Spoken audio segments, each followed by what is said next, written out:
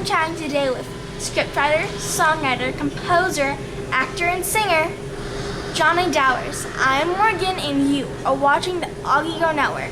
Thank you so much for taking time out of your busy schedule to talk to me. Pickin Grinnin is in theaters, and with you being a scriptwriter, one of the lead actors, a composer, and on the soundtrack, this is kind of like your baby, isn't it? It is my baby. It's it's very similar to that. People use that as an expression, but I have 3 children, so yes, it's at some point, as we talked about earlier, you have a mother, my kids have a father and mother. We have to let you guys go out into the world. Look at you, you're on camera doing your show, your mom's got to let you do that. I've got to let my movie get out there and have legs of its own, and it's hard, when you make a film and you write the music and you write the script and you are the lead actor, you feel that it's all on you. If people don't like your movie, they don't like you. But it's a character, it's a story, so it's hard. It's hard. First time in the theaters, I lived here for 10 years, to come out to the theater that I took my girlfriend on dates at, and my friends and I on dates at, to come out and see my movie is a dream come true, but it's also really hard. You're looking at everybody, you want them to like it. That stuff never goes away, just like you in middle school. What was the aha moment when you said, let's do this? An aha moment where I said, let's do this. For the film, my aha moment was, we have a musical comedy act called The Johnsons, and it's very, you're too young to know this, but it's very Smothers Brothers, hee-haw kind of, different influences we had growing up. But we do a comedy show where we play these guys that live in this Winnebago and Banning, California, and we're not very good musicians, but we think we're going to be stars, and it's a lot of country comedy, kind of, joking. And we did a show in LA, a radio show that C. Thomas Howell, who's an actor, he was in the original Red Dawn, and C. Thomas has been around a long time. He has an industry show, which means actors and producers and stuff come on there and talk about the business. Well, he had us on his show as the band in character, because we met him at a show, and I said, hey, it'd be funny if we were on your show with all these movie stars and we were saying that we panhandled you for gas in the parking lot, and so you said, come be on my show. And so we were on with Gary Marshall, Gary Marshall, who's directed huge movies, what is it, Princess Diaries and all those things, and all those movies, Gary Marshall, yeah. So Gary Marshall's on the show being interviewed, and we're there playing music as these characters. And at one point, Gary Marshall says, you boys have a band in Banning and you live in a RV. And I'm like, Gary, I'm an actor. I live in Burbank. I have 3 children. I need you to hire me. And he just says, oh my God. So if we could fool Gary Marshall into thinking that we were the Johnsons, we knew we could make a movie and people would buy us, as those characters. So that was my aha moment. That's just when you can be able to confuse a director. Absolutely. Who's used to acting. Exactly. He has a theater in Burbank for children, a kids theater, a little theater, yeah. I love the name. Who came up with it? Pickin Grinnin. Obviously, I grew up watching a lot of hee-haw, and if your mom was worth her salt, she's going to make you watch a lot of videos of hee-haw. I grew up watching that show. It was the big show on the weekends when I was a kid, and and it had a big influence on me. And on the show, they'd always say Pickin Grinnin. It was always a term they used. And living in Tennessee and writing country music, you always hear Pickin Grinnin is the term. And so for me, it's a comedy, and it's about these guys who write music. And we were writing all the music as well, so for me it was just the easiest title was Pickin Grinnin, because it's about these guys going to Nashville to try to be stars, and they're comedy, they're funny and they don't even realize it, because they're bumbling idiots, so Pickin Grinnin was to me the best title we could have. How long have you been working on Pickin Grinnin? Ooh boy, too long. We wrote Pickin Grinnin, believe it or not, in 2005, early 2005. We tried to raise money to do it for several years, couple of years. We had people that wanted to invest in the movie, but not with us playing the leads. Nobody knew who we were. Get a star in there, and they would put up money.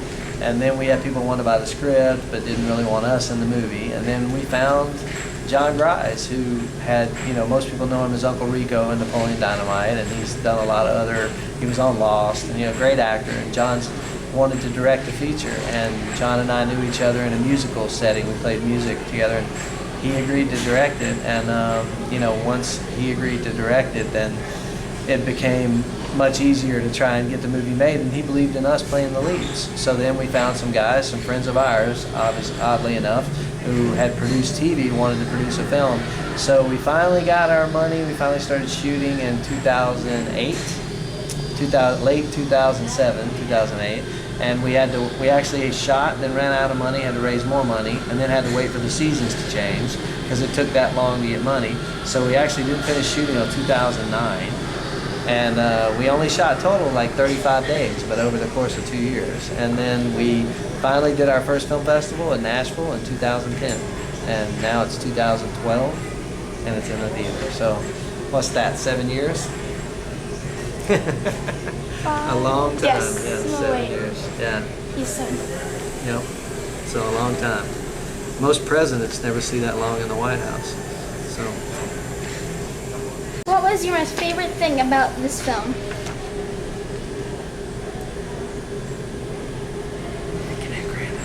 Sorry, I'm a shameless self-promoter, which I get you are too, probably. So, what was my favorite thing about Pickin Grinnin? Is that the question? Give it to me again. What was the question?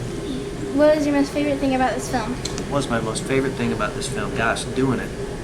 I know that is going to sound like a Sunday school answer, but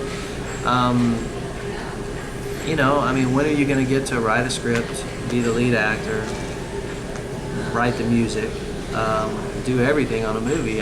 Very few people have gotten to do that. So, in all the course of movies being done, very few people, you can name them on probably one hand, really gotten to do it in films you've seen. So, for me, just getting to do it was like, we watched the Olympics recently, and I tell my mom often that Pickin Grinnin was the Olympics for me. Everything I'd done my whole life, whether it was music, writing, acting, all the training I'd ever done, all the lessons I'd learned in life, all came together in Pickin Grinnin. I used every gift that God had given me in that movie. So just doing it, honestly, getting to film it, and was the coolest thing to me on Pickin Grinnin. Also working with Billy Gibbons from ZZ Top. It was way cool. What was the funniest thing that happened on set? Whew. Your viewers are younger, so what was the funniest or coolest thing? What was the question? Funniest. What's the funniest thing that happened on set? Well, we had a goat on set. We had several animals in the movie, but we had a goat that's job was to eat a pie through the window that our Aunt Katie's about to serve us in the movie. And the joke is that the goat is eating the pie, and she shoos Betsy the goat away, and then brings the pie over, and she picks up a long hair that's in my piece of pie. And so I think one of the funniest things that happened on set was the goat kind of went nuts there in the kitchen briefly, knocking pies around and yeah, going a little crazy, and had to be calmed down or whatever. I thought we were going to have to give it a goat tranquilizer, but as me, if I took a tranquilizer, goats can't act on tranquilizers. So the goat wrangler and me had to really calm Betsy down. And then at the end of the thing, how to say this and not be rated, Betsy was a boy. I didn't know that until Betsy jumped up on the table and I saw the rear view, but Betsy was a boy. So it made sense that Betsy was going nuts. We were treating her like a girl the whole time. Betsy was mad. Betsy was a man. It was Bert. It shouldn't have been Betsy. It should have been Bert. Or Bobby. Bobby, exactly. Betsy had balls. I guess I can say that to you. That's not, you got brothers, so Betsy had balls. My kids would think that was funny. What took longer, writing the music or the script? Wow. Well, what took longer was the music, because we didn't write all of the music just for the movie. I was here as a songwriter for 9 years. I've been writing songs before I was writing screenplays. So some of the music we've had, for a while. So, just the amount of time spent writing, literally, music. The script we probably spent, not as many days or man hours, so to speak, writing. But what felt like it took longer was the script. Because we did go through, the original script didn't take as long. The script goes through many changes. So the working with the director and honing the script down to a shooting script, that took longer. The music actually, some of the music was written very quickly, the stuff that was written for the film. I wrote one of the songs that Sting's daughter sings in the movie, Fuchsia Sumner. I wrote it in about 5 minutes driving to Winnebago from location A to location B, because we drove to Winnebago ourselves. So the Winnebago Gomer is a character in our movie. So yeah, so we wrote some quick ones. Yeah. You have many talents and have enjoyed wearing many different industry hats. What has been your favorite? This is my favorite hat right here. It's interesting today. Everybody wants to put people in a box. You know that they want to. What kind of show do you have, Morgan? Or what? Everybody wants to know: do you sing? Do you write? Do you act? What box do we put you in, And so for me, when people ask me what I do, I say I'm an entertainer. I don't say I'm an actor, even though I'm all those things, because I think I might have been, not to question God, but I think I was kind of born at the wrong time. I'm more of like a Bob Hope kind of, not I shouldn't compare myself to Bob Hope, but I'm an entertainer. I love doing stand-up. I love singing. I love whatever makes people forget they have taxes and they have, cancer and they have terrible things happening. I love having a gift to be able to just let people check out for a little bit and watch a movie or hear a song or tell them a story. So for me, it's really about telling stories and entertaining, no matter what vehicle I use to do it, whether it's acting or singing. So I love singing, I love writing songs, I love writing screenplays, and I love playing characters. It's really fun to be on screen and to act. I won't kid about that. But so I don't know, I guess right now the most enjoyable thing to me is acting. Second would be playing the banjo. Third would be writing. So. What do you hope movie viewers think and feel when they walk out of the theater after watching Pickin Grinnin? I want my viewers to think, who's that guy, Johnny Dowers, and what big TV show can we put him on? No. No, I want, when people watch Pickin Grinnin, the thing that we care about the most is that they get the idea that no matter how messed up your family is, they're your family. And you have to love your family, or you should love your family. And that if you really do love your family the way you should, you're going to learn something from all of them, no matter how mean or how messed up or how challenged some of them may be. Everybody can teach you something, and every wise person knows they don't know everything. So our film is about these bumbling idiots who are losers in the world's standards, in the world's eyes. The heroes of our film are losers. Most people today would look at them and say, look at those idiot losers. But in the end, they win. Maybe not on the big stage of the singling, they don't win Nashville Idol, but they win because they realize why they play music in the first place. They realize what it means to be a brother, and they realize how much they love their family and how they can be better people along the journey. So I hope people get out of the movie the heart of the film, and that family, really no matter how crazy or dysfunctional or splintered your family is, there's still a lot of love to get out of that family, and if you squeeze that orange enough, you're going to get some juice. So my family is messed up. Good for you We guys. are all crazy. Yeah, well, there's nothing wrong with crazy. We're not actually messed up. No. We're just all one's doing this, one doing that, one doing that, one doing that, one People doing ask that. me all the time what the difference of my kids are, and I tell them that my youngest, Riley, is crazy. And they say, oh, come on, she just said, no, she's crazy. I'm going to get a phone call one day that your daughter's arrested because she bungee jumped off the Eiffel Tower. And I'm just going to say, well, how much is the fine and where do I need to go? Because it's not going to shock me at all. And she's crazy.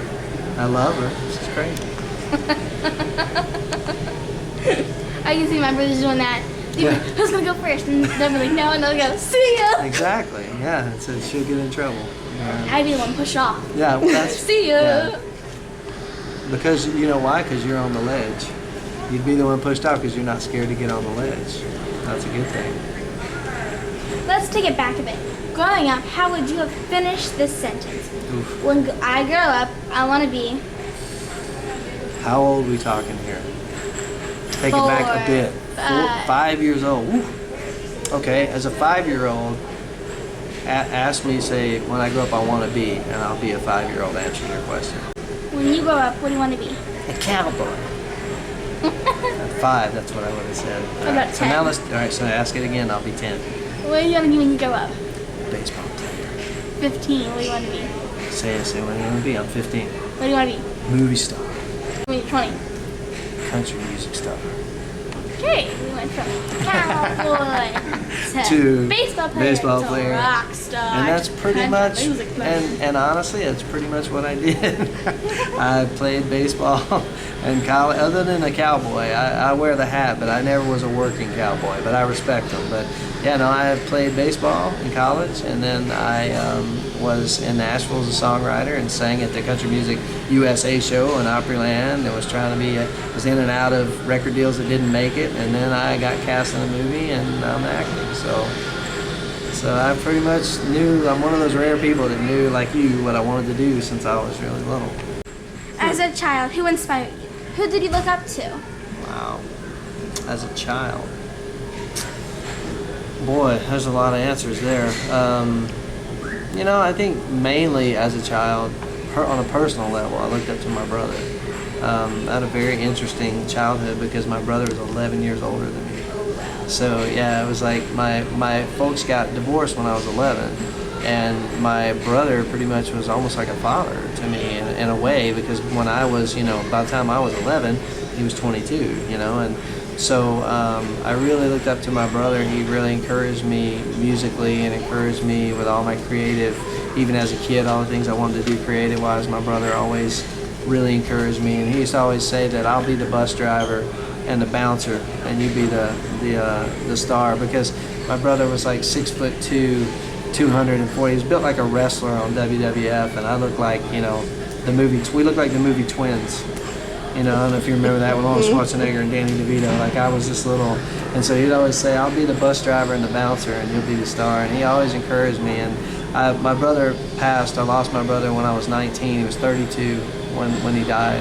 And he was killed he worked at a gas refinery, and it was a big explosion, and he was killed.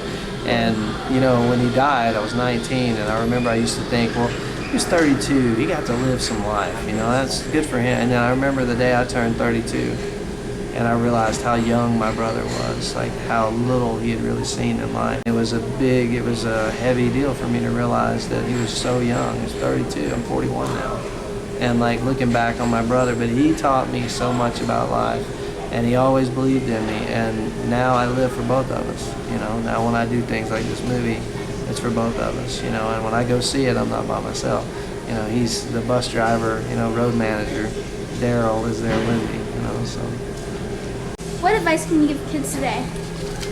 Boy, how much time you got? As much time as you need. We talked about that some earlier. My main advice for kids today is, you know, again, with the media that we have these days, and with all of the inundated, you know, Facebook and Twitter and everything, which I love those and use them, but with the inundation of TV and everything all over us, you hear stuff sometimes that should mean more, and it doesn't seem to mean more because so many people say it. But I say that to say I would tell the kids these days to believe in yourself.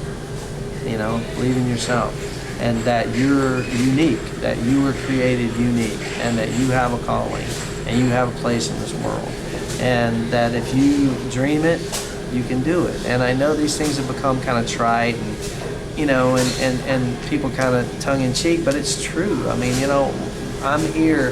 When I travel, I have Janine shows the kids the things I'm doing on Facebook, or she shows them online, or whatever I'm doing, pictures of me at the theater, or pictures or interviews that I do, because it's important for me to my kids know what I'm doing, to know that I'm out on the road and I'm doing this, and when I'm home, you know, they have an unusual situation. Their dad's an actor, he's an entertainer, you know, it's not like I go and build cabinets all day or do a normal job, which is great. I kind of have this job that people think is very crazy.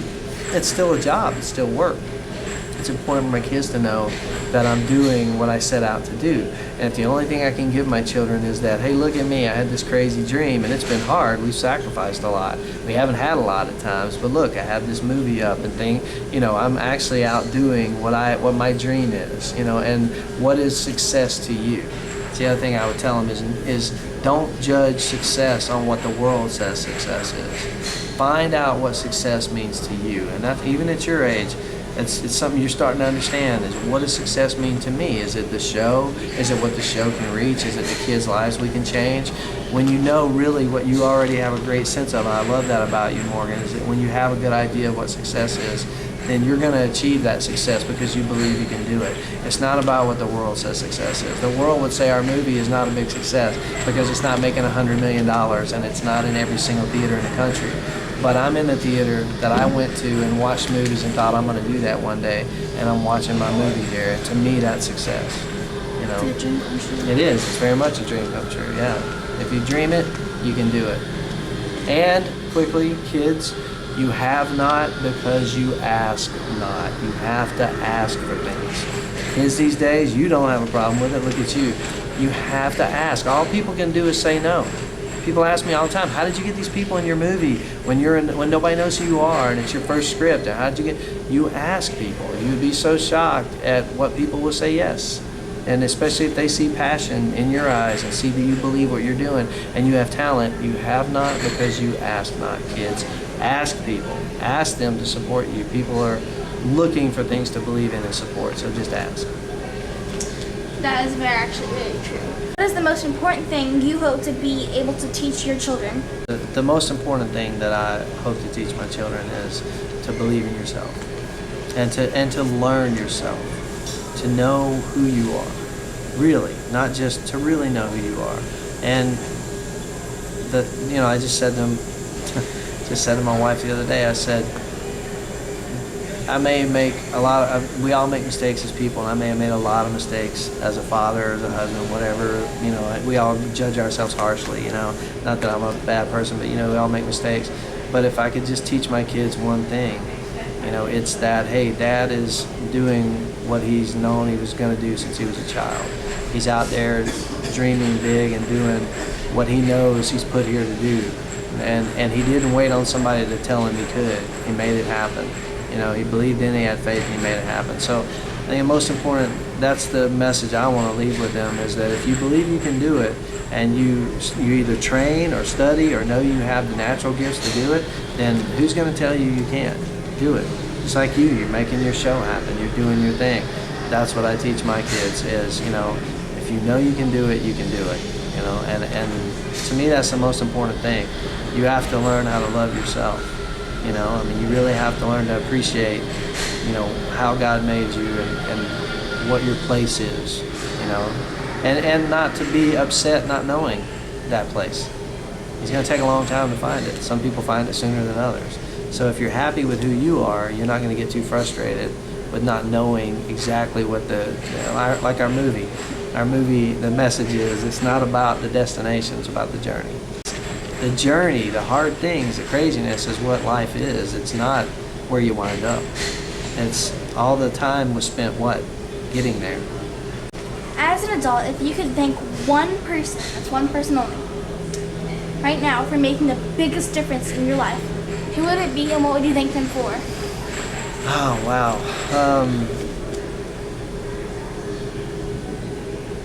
Man, one person. That's a good question. I would thank my mother, because my mother had a tough life. My mother was the youngest of 13 and one died at birth. So, youngest of 14 technically, and they lived with no air conditioning, no running water for a lot of her life in Louisiana, where it's 100 degrees and 100% humidity. And she had a lot of brothers and those 13 kids.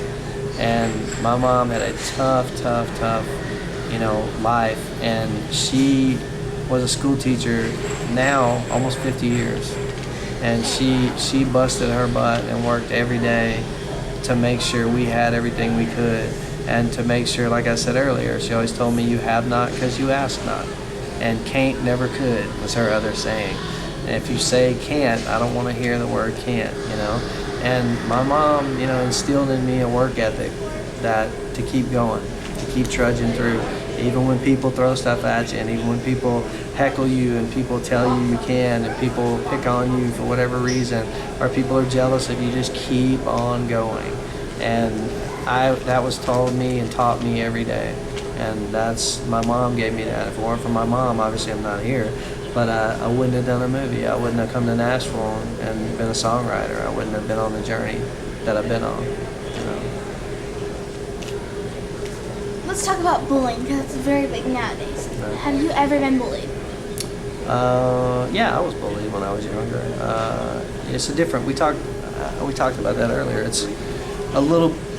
I was bullied when I was younger, and it was a different kind of deal than it is these days. You know, grew up in the country, 99 people in my senior class when I graduated. So it was a little town, and I was a singer. And, you know, and so I was the only kid who was on the baseball team who was in the choir. You know, at that school, it was rare for athletes, couldn't be creative, you know, it was that kind of stigma time. So I did plays as well, and I did speech rally, and I emceed the things we had at school, and I did stand-up on the morning announcements, you know, so I had some educators who embraced my gifts, which are amazing, but most of the guys around that school didn't, you know, whether it was shop guys or guys I played football with, and I was an all-district, you know, athlete. So I dealt with some hardship of, you know, twinkle toes, and, you know, obviously if you sing in the choir, you know, you're gay or whatever, you know, just stupid, uneducated comments, you know, about different things about you because you are artistic or creative, you know. And so I dealt with a lot of that growing up, and, you know, I was really little, I was really scrawny. And, you know, I dealt with a lot of picking on because I was scrawny, you know, or because I was, you know, a little bitty guy or whatever. And, you know, I dealt with a lot of it, yeah, you know, from time to time. What advice can you give to people who are being bullied? You know, it's tough. It's tough, and a lot of us our age nowadays like to think that we can teach you guys what to do, but the reality is we didn't go through what you're going through. Even if we did go through some bullying, it's worse today. And I think people like to pretend it's not, but it is, you know, and it's a different ball game. It's hard, you know. And some of the things my daughter comes home with, I couldn't have imagined someone saying to me when I was 11 years old, you know, or someone behaving that way. And it comes from the parents a lot of times, you know. And so it's a different game that you guys are playing in than I played in. But what I would say to kids, knowing that and having children, seeing it, is that you have to, and it's so difficult, but you have to love people where they are. We're just called to be the best we can be and love people where they are. So the old kill them with kindness, I know it can be difficult. I know that can even be painful these days. Yes, it's not fun, but I guess you just have to try to think about every person that bullies you. Why are they bullying you? Why is it that they're acting the way they act? So I'm not saying let people hurt you. Take care of yourself. Learn to defend yourself, or learn to call teachers, call for help, run to a safe place. Do all those things you've been taught. Get away from now in a day when you have people coming in schools with guns, which is ridiculous. You know, you definitely got to be safe. I'm not saying to put yourself in harm's way, but try to think on more everyday stuff, not that kind of thing. Why are they doing what they're doing, you know, and maybe I can in some way, by the way I respond to what they do, stand up for yourself. But if I respond to them out of love, and sometimes love doesn't mean you just taking what they're given and turning the other cheek. Love can mean you standing up to them, but telling them why you're standing up to them. I think a lot of bullies never get stood up to in a sense of truthfulness. It's not just means hitting them or getting involved physically. It just means, hey, don't do this, but why? Don't do this because of this. This makes me uncomfortable, or I don't believe in that. You know, it's you do this and that's fine, but not to me, because I don't believe in this. So I think I would tell kids, try to let people know what you stand for. You know, and being involved with school in California with PTA and with my kids, I would also tell kids, always get help. always go to a teacher. People are so scared to be a tattletale. Right? That's been since I was a kid. That is the same. But there are more educators now, more groups centered around bullying, more people. The training and teachers is amazing what they're doing now, even with very little money, especially in California with teachers being cut. But there are teachers who care at every school. They still exist. You got to seek them out. You got to find them. Talk to your parents, talk to your teachers, find the educators, talk to the principal. Just like you, beat on doors till you get a show. Beat on doors till somebody listens, you know? I mean, tell people what's happening to you. Do not remain silent. Tell people what's happening, and people are there that want to help you and don't want to see you bullied. That is very good advice, and I have to say, kids nowadays, my age, know a little bit too much than they should word-wise. No, I agree. Absolutely. Yeah. You talking about language, or you talking about Language. Yeah, Definitely. Of course. Yeah, it's terrible. And that's what I mean. Like, it's a different game, so you've got to find adults. You got to find educators and adults and find a safe place. You know, you have to. You know, it's no longer, oh, I can take care of myself. You got to be smart enough to know you need help. You know, so that's my advice. What advice can you give the bullies? There's always a bigger bear in the woods. That's the advice I would. No, you know, my advice to the bullies, you know, it's hard to get, you know, obviously it's not easy to give advice to bullies, or this would be a problem that didn't really exist if you could just give them advice and they wouldn't listen, and they would listen. Most of them haven't listened to everyone giving them advice, which is why they're a bully. So I guess what I would say is, my advice would be, I wouldn't offer them any advice. I would ask them a question. And I would say, what are you mad about? What are you upset about? And what do I have to do with that? Because obviously someone's hurt you. Someone's mad at you. Someone's hurt you, and you're hurting other people now. So I wouldn't give any advice. I would just ask that question: is what are you mad about? Because that's where it comes from. We know that it comes out of anger. Anger begets anger. So how do we break the chain of anger? By bringing in love. You know. Do you have a favorite charity? Yes, I do. I have a couple, but my main the charity I grew up giving to through church and through my family and that we support is St. Jude's Hospital. My mom to this day gives monthly to St. Jude's Hospital, and that's one of my favorite charities. But my charity that I'm actively involved in now is called the Art of Elysium, and ELYSIUM, and their website is theartofelysium.org. And Art of Elysium handles actors, singers, songwriters, artists, any kind of painters, you name it, sculptors, any kind of art, that poets, you know, and they go into Children's Hospital and to any situation where children can't go out, they're hospitalized with whether it be cancer or different things, they can't get out, and they bring the arts to them. And we go into the hospitals and we sing songs and we do concerts and we do plays and I actually, last year the blessing was all for me, to be honest.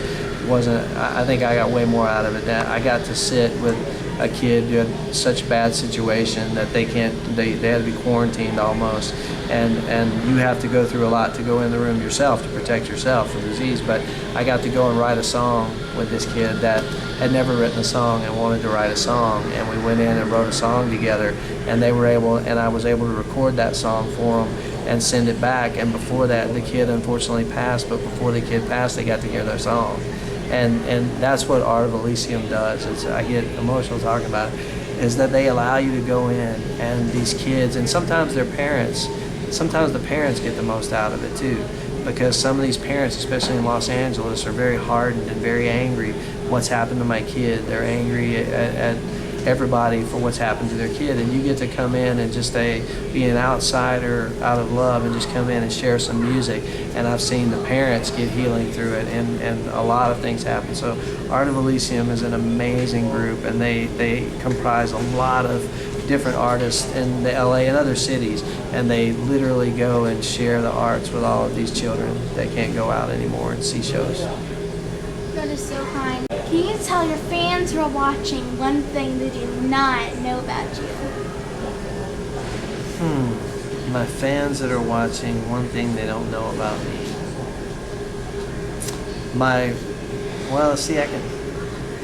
God, that's a good question.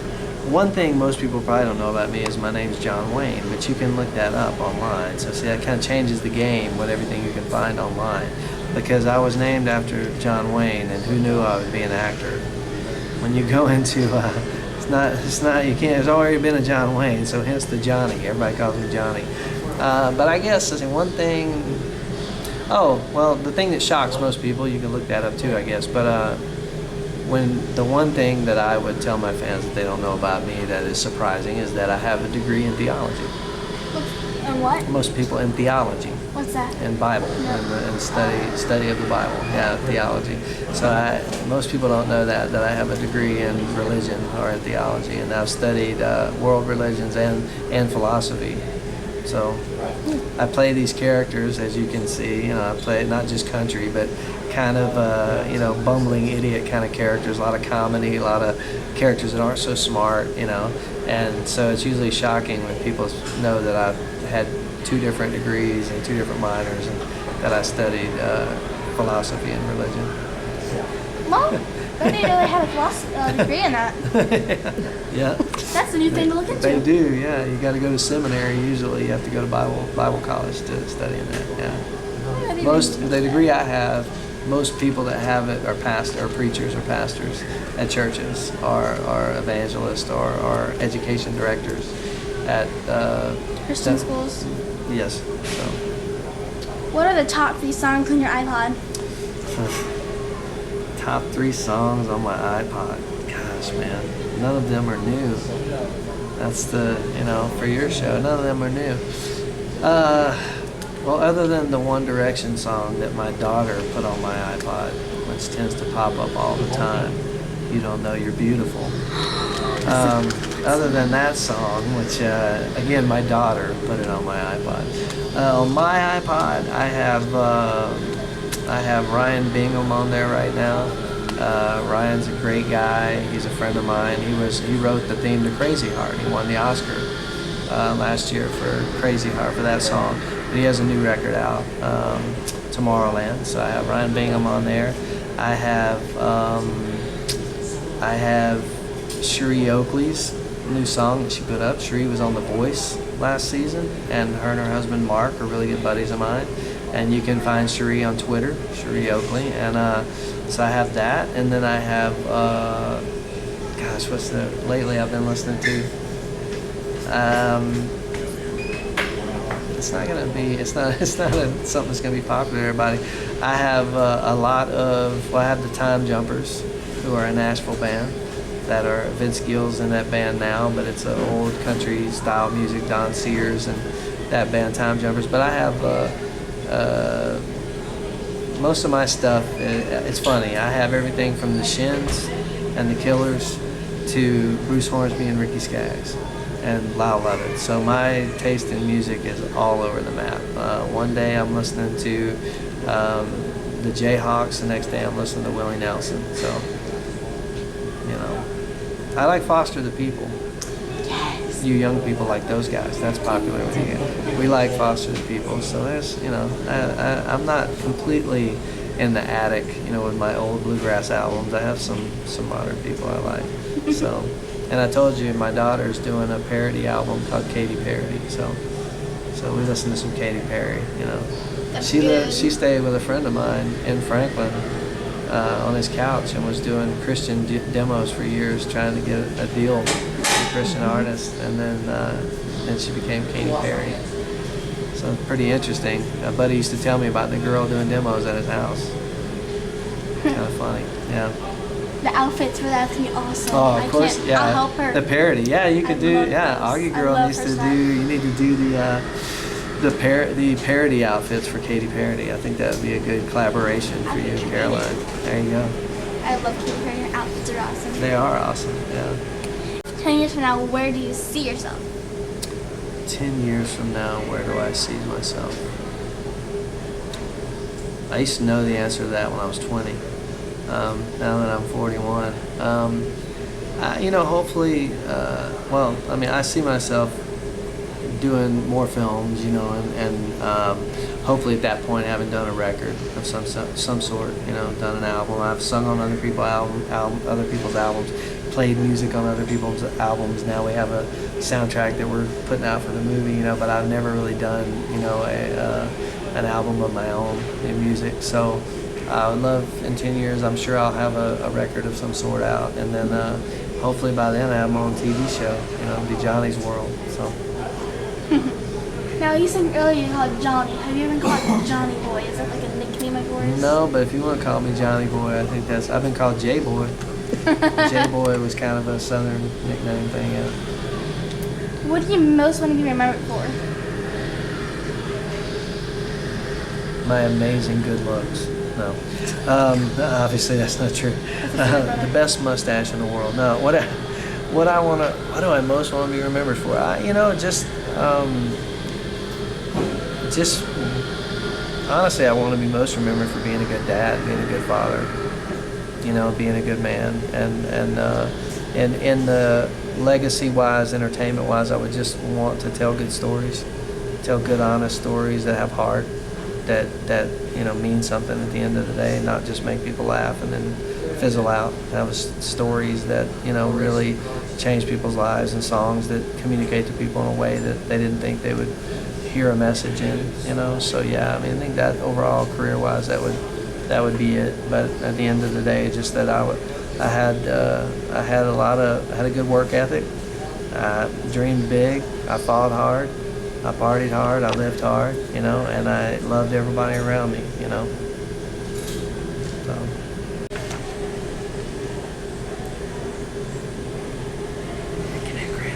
Johnny on the spot. This is the Johnny Spot AUGEgirl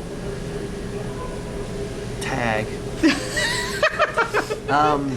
Yeah, all right, go ahead. So, hey, listen, AUGEgirl's not just for girls. So I'm a full-grown man, and Johnny Dowers is an AUGEgirl. Get you some. Get you some. That is awesome right there.